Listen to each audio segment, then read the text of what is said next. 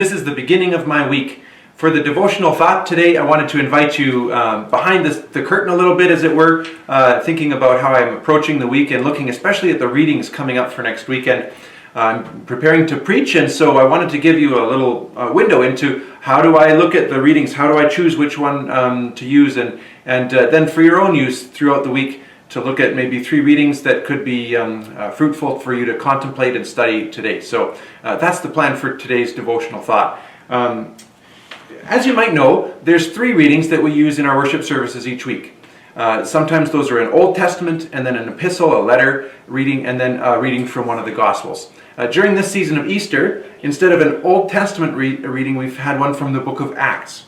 So let's think about the 3 readings for this coming weekend.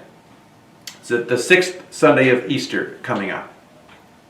The first reading is from Acts chapter 17, verses 16 to 31 are included. So if you want, you can look that up and have a read through it. I'm not going to read the whole reading today, but I want to just pick out the highlights that I noticed as I did a first read through of that text this morning.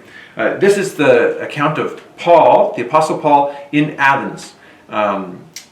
It starts with his dismay over all the idols that he's seeing in the city of Athens, his attempts to address maybe a little bit of what he's seeing in the synagogues preaching. But then the central part of the text is this opportunity that arises at the Areopagus, it's called, among the philosophers in Athens. And there's some little commentary notes that the author here of Acts, Luke, is providing, that all the Athenians and foreigners just gathered at the Areopagus all day long to listen to the newest ideas. And then Paul comes in, and he has this wonderful sermon, this powerful moment where it starts with recognizing that they've made an idol to an unknown God, and then he says, well, I'm here to tell you about that one. The God that you said in this inscription is unknown. He's the one who has provided Jesus. And then Paul preaches. And you know, this is such an interesting text. It's such a wonderful text for preachers. It's like a preacher's text, really, because Paul is in the act of preaching here and looking at his method. In addition to the message that he says, the method that he uses to address the idolatry that he sees in the city of Athens, but to do so in a really sympathetic and a complimentary way, a way that invites people to listen to what he's saying without being judgmental, without coming against them in a really hard way. This text from Acts 16 is really, it's very inviting to me as I think about what I would choose to preach on. I could think of a lot of things there that I would like to go further and study further and maybe find a way to make a sermon about. So that's the first reading. What about the second reading? Well, the second reading is from 1 Peter chapter 3. And throughout the season of Easter, we've been reading the whole book of 1 Peter. There's a lot here from verses 13 to 22. Lots of ideas here, a real variety, not really one central focus, but among these ideas, there's this verse which is always be prepared to give an answer to everyone who asks you to give the reason for your hope, the hope that you have. That's a really quotable verse, something that you could put on a plaque, and you know, sometimes you see that on a pastor's desk or something. There's a reference here to suffering for doing good, and that's a theme that is continued through the book of 1 Peter.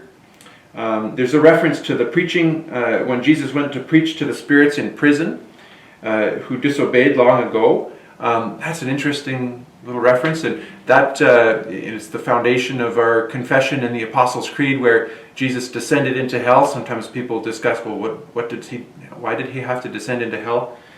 There's that little bit there, so it could provide some study.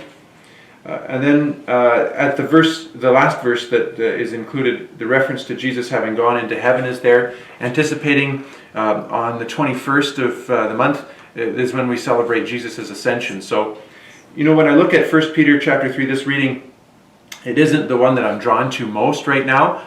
There's lots there. If we were in a series, for instance, on 1 Peter, we could pick up on a lot of those different things. But for now, at least, I would have to work hard at trying to gather my thoughts towards a sermon on that text. But then the gospel reading. The gospel's John 14, verses 15 to 21.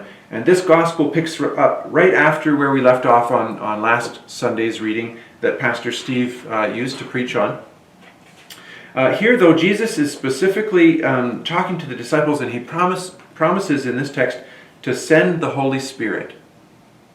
And therefore, it's like a precursor text to the day of Pentecost. Coming up on the 31st of May, we'll celebrate the day of Pentecost, when we recognize the Holy Spirit coming in power upon those apostles and sending them out into the street, as recorded in the book of Acts in chapter 2.